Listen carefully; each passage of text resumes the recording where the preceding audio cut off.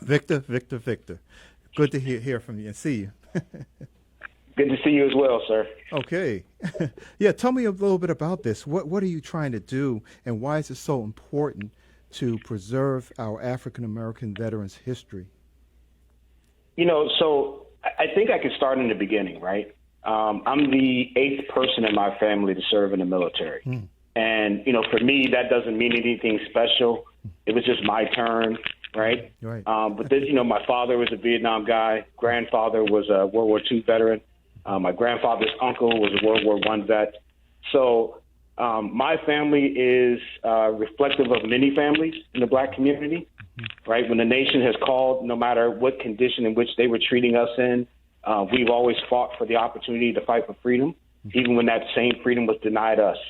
And for me, I recognized, especially after getting out of the military, that there's so many rich aspects to our history and our service that we just weren't preserving and making sure that we were passing on to the younger community in a general sense. And having the opportunity to speak to junior ROTC cadets in our high schools in Chicago, I would talk to them about the Montford Point Marines, the Triple Nickel, and so many other organizations. They were like, wow, tell us more about that. They've heard about the Tuskegee Airmen, but in one case, I said to them, well, what do you think is the most interesting thing you've ever heard about Harold Washington? And they said, well, the library's named after him, or there's a community college named after him. He was the first black mayor. And I said, all of those things are true. I said, but did you know he was a World War II veteran? Right? And people are like, oh, I didn't know that. No one ever told me that. And for Chicago to be his home, that's one of the most important aspects of his history when you think about it. Yes. Because Harold Washington often said, if not for the fact that I served in the military, earned my GI Bill benefits, that allowed me to go to school, become a lawyer, and serve as a public servant, right? So that was really the foundation for his public service after the military. Yeah. And it's important that we preserve that type of history because it's ours and it's rich. So, I'm excited about doing that work and partnering with other organizations and telling these stories because I think it's necessary.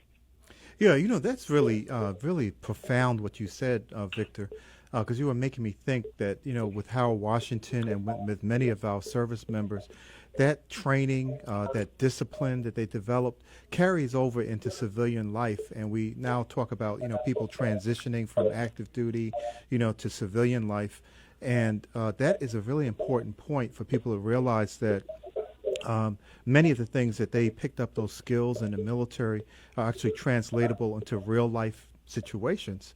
And part of our nation, nation building was based on those service members coming back and giving back to this country. Yeah, it's amazing. When you think about it, there's still so many firsts, right? I just saw my old division commander being appointed as the first ever black Secretary of Defense. Yeah. And for me to see that we're still having first, right? Yes. To see, General Lloyd Austin become the first black Secretary of Defense tells me that we still, number one, have a lot of work to do, but that's still a part of a continuation, if you will, of our story. Yes. Right? Yes. So to see that achievement is important, but most importantly, as we look at the next generation of public servants, I want them to understand that they stand on broad shoulders. Yeah. Right? There's greatness, especially in a city like Chicago. You know what I mean? It's always been said you got Navy Pier and Soldier Field, but in Bronzeville we've got history too. Yeah. A testament to our service. And kids drive past that statue every day. Parents drive past it every day, and I'm not certain that they understand what it represents. So we've got to tell that story in a very broad, comprehensive way. We're looking forward to partnering with people like the Sabo Museum and the Museum of National African American History here in D.C. Yeah. So there's a lot of good work that we're going to be doing, and I'm excited about it. Oh, you should be. I mean, and you just touched on another point that I think is really important to understand, is that history is not something in a distant past. We are making history today. We're making history that's going to be tomorrow, the next day, and the next day. So history is something that unfolds over time that we are actively a part of as we're going forward. And it's, we go back all the way to Crispus Attucks, right? with, right. With the Revolutionary War. So tell us a little bit about who do you think we should be highlighting throughout this historical sequence? Because we've had so many people, that have come Right. through. Well, so when I worked for the mayor's office as the director of Veterans Affairs for Chicago, Right. one of the things that I found important was that when I found out that the Montford Point Marines who were still alive from World War II had never been honored by the city, never been recognized for their service, I brought it to the mayor's attention. We brought them in. We had a special session at City Council. Everyone in City Council took turns acknowledging them, recognizing them. And that's important because those are the places that we have to start. Yeah. Each and every veteran who has been around since World War II, Korean War, and so on, they are living libraries, Yes. right? These are historical figures that when we lose them, we don't get them back. So the place I love to start is at the beginning, right? So talking to the people. When someone says to me, hey, I was the first black anything, it gets my attention because, quite frankly, no one wants to be the first black anything.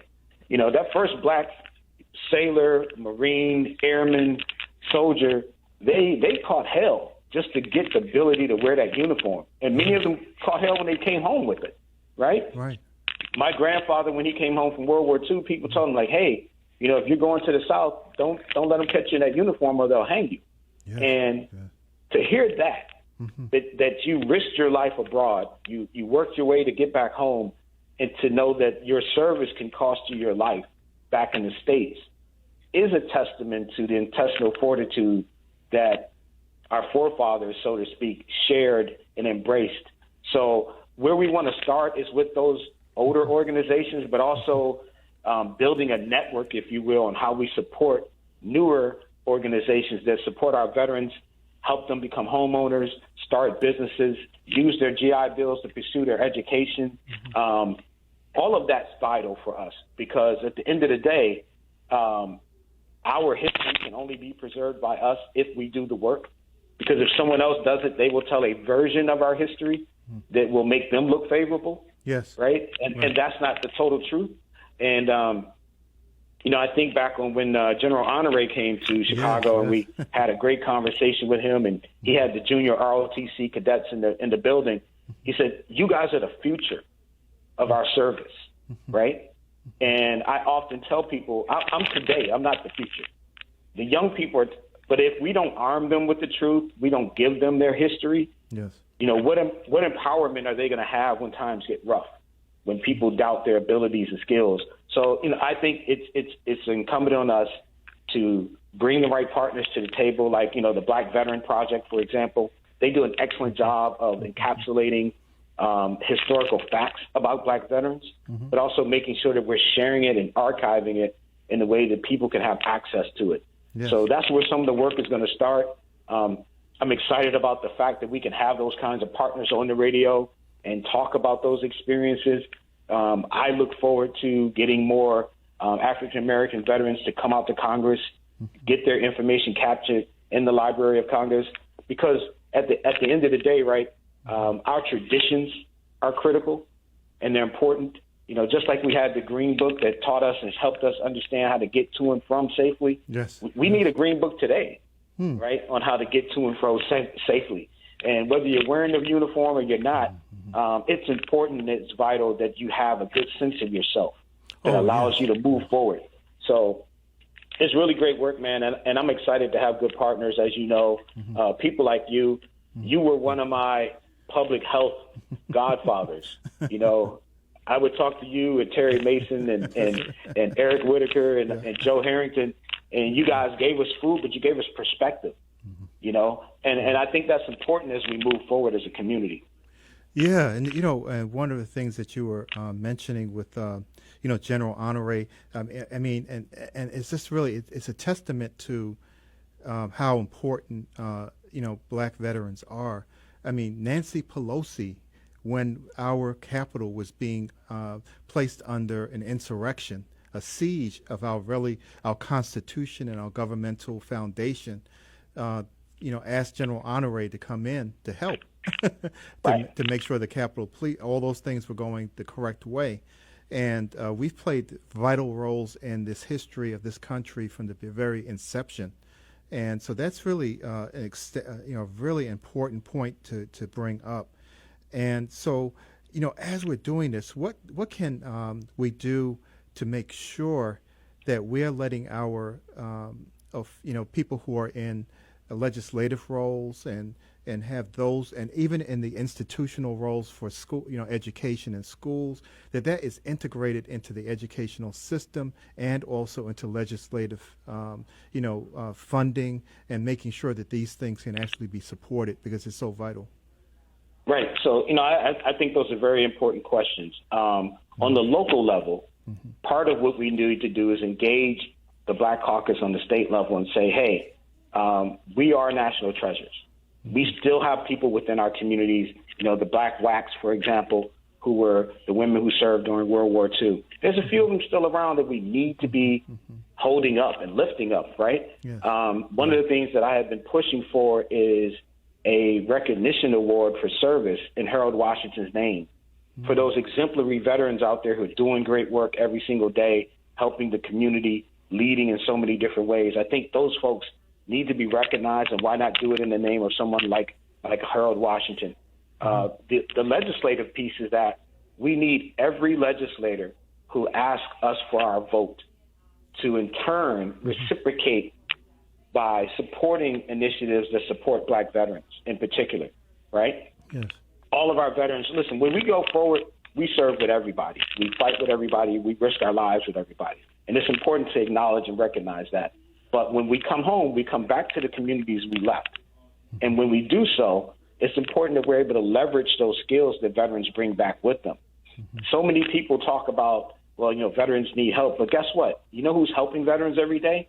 Other veterans, right? Right Yes. in their communities. Yes. So I ask people, hey, when you find your dad or your mother's or, your grandparents' uniforms, for example, or letters, share that with people. Take a picture of it, post it, tell that story. Allow people to tell those stories at schools to other kids, because kids need to hear this stuff, right? They don't need to just hear certain things. They need to have a balanced perspective on what real service and servitude looks like. And in order for us to have the richness of our history preserved, it's got to be done legislatively. It has to be done politically, but also socially. And the education system is another place because, again, I go back to Harold Washington, right? He took full advantage of earning that GI Bill and then utilizing it. So there's something to be said about that, right? We have a college at UIC that really is there because of the GI Bill. Yes. And many people don't know that, right? But if that school is there for that purpose, then my question is, how many of those veterans attending are African American? Yes. How many of them are from the communities, the south and west side of Chicago? And what is it UIC could do better to better integrate them, right? How do we make sure that Chicago State and city colleges are a good landing place for our student veterans when they look to get reacclimated back into the community? So there's a lot of work we can do. There's a lot of people who can play a part, but it starts with discussions like this, Yes. right? We've had some really great opportunities. I had the privilege to testify with the House Senate Veterans Affairs Committee about a month ago. Yes. And part of what I was talking about was the underutilization of benefits for African American veterans and how some Black veterans have been discouraged from using these benefits. Yes. Right? Yes. Yes. We have veterans in communities working hard every single day, but many of them have not been told you can use these same benefits to own a home in that community, to start a business in that community, to get an education in that community. And that's important because now we can build generational wealth. And that's where we lag behind other groups, right? When we start thinking through what we pass on to our young people. I'm sure your children know some of these things because you are an actively engaged father, but other kids or other fathers may not have, or mothers, right, may not have been formally informed about their benefits. They may not have been told what new changes have come about from benefits because the VA has not used the right cultural competency in their outreach to ensure that they're engaging our community. So there's a lot of people we got to get involved. There's a lot of folks doing this work, and we're going to make sure that this is not just in Chicago, but it's a national effort. So it's going to be great, man. Yeah, that's fantastic because I know you've been doing a lot of great work, Victor. I've been an admirer of yours for some years too.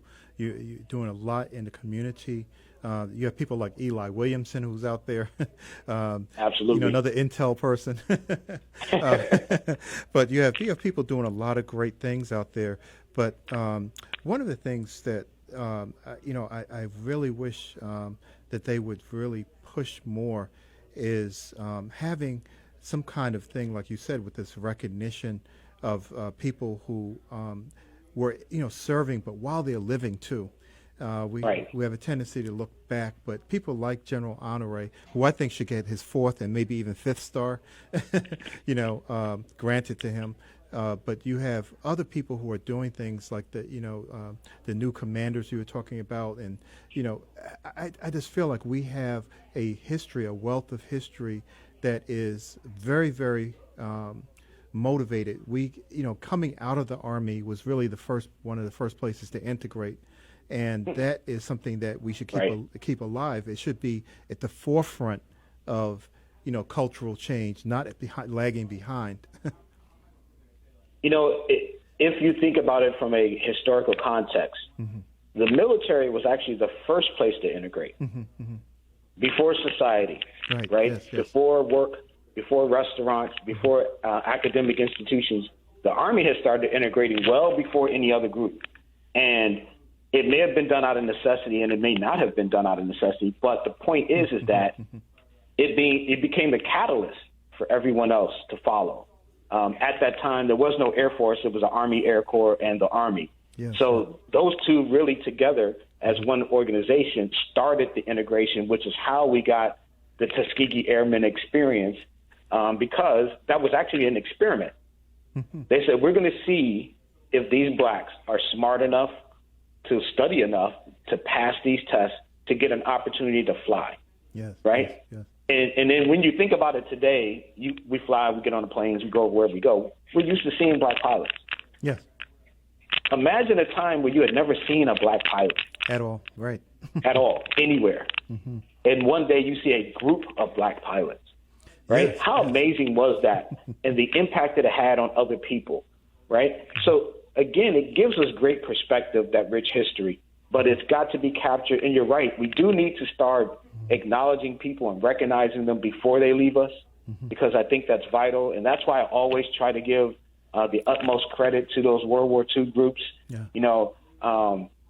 The Panther Tank Brigade Battalion, who was an all-black tanker battalion, who fought in World War II, who had a minimal amount of support, but had significant missions that weren't integrated, so they didn't have other larger white units to support them. Think about what that looks like, right? Right. Right. I was reading a book about Soul Patrol. It's a book by a Vietnam veteran who talked about an all-black long-range reconnaissance unit. And, this is in the 60s and 70s. And I'm like, wow, we still were having all-black, barely, supported groups who were out there paving the way for other future special operators who were black, right? Right. And again, right, these are very, on the surface, very fragmented, separate stories, but they talk about the mosaic of who we are, where we've been, and what we've done. So you're right. We do need to, hold people like General Honore up so that they can be seen and recognized. I don't want there to only be one Colin Powell. Right. Yes. Yes. Right. Right. That's and right. for so long, there's only been one Colin Powell. Yes. Right? Yes. And General Austin is another step in that right direction, but it can't be twos and fews. Yes. So we do have to demand more of legislators. We do have to demand of the city of Chicago to say, hey, you used to have an Office of Veterans Affairs. Where is that office? Why are veterans no longer a priority? Right? That's right. We have served this city with great honor. We have served abroad and then brought Chicago flavor to other countries. We brought jazz and blues and dancing to Paris during World War II and to Korea during the Korean War and Vietnam and so on. Wherever Chicagoans go, as you know, they take everything Chicago with them, right? Our food, our language, our style, and that's important. Yeah. It really is important because that's a part of your identity. So as you start thinking about bringing all of these groups and cities and organizations together, this is going to be how we solidify our presence. So it's going to be great. Yeah, because, one of the things when you were talking about the Tuskegee Airmen, too, a lot of the people who were flying planes were, younger people who were crop dusters on farms and that kind of thing. But, a lot of the Tuskegee Airmen actually were academically in colleges, or they were physicians. They were people who had understood mathematics, and they were outstanding.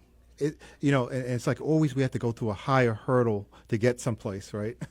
So absolutely, you can have a farm person come in and they say, "Oh, they can teach this guy from the farm," but when it comes to a black serviceman, we have to wonder if they can handle. They were excellent. They were precision group, and so for those people, I'm just saying that because for those people who are in school right now, the young people who are coming up, you need to be understanding that you have the potential of a Tuskegee Airman in you, that you need to be studying and following what your profession is, whatever you choose it to be, to make sure that you put yourself fully into it, just like they did. Absolutely. And, I think what it also tells young people is that there's nothing you can't accomplish. That's right. That's right. Because someone just like you did it. Right. Right? Yeah. And I think that empowered me when I was young. It certainly empowered me when I was, in the military, going to training. When I got to intelligence school, I was one of two guys in my company. Oh, yes. and we were roommates, so we made sure that we were on top of our PT. We worked out every day. Yes. But we also studied together every single day for 5.5 months. Yes. He and I were brothers in the room every single day because we knew we had no margin of failure. Of ever. Yeah, that's right. Because if we failed, then there are not two more guys coming through the door. Right, that's right. We fail. That's right. That's right. It's an honor to be in that position. Yeah, yeah. 100%. Absolutely. So, okay, we're running this down was in the early 2000s. Okay, we're running low on time, but is there any way people can get in touch with you, or the website they can go to, or something to get connected to your movement? Yeah. So you could go to Black Veterans Empowerment Council .org, and you can also engage some of our partner organizations, the Black Veterans for Social Justice, the National Association of Black Vets, NABVET, the National Association of Black Military Women, as well as the Black Veteran Project, Warrior Summit Coalition, and also American Legion Post 740 here in Chicago. Okay. Because we've got so many partners we work with. I belong to all of those organizations in some fashion. So reach out to us, share your information and stories. We're happy to hear from other veterans and what they're doing and to impact their communities as well.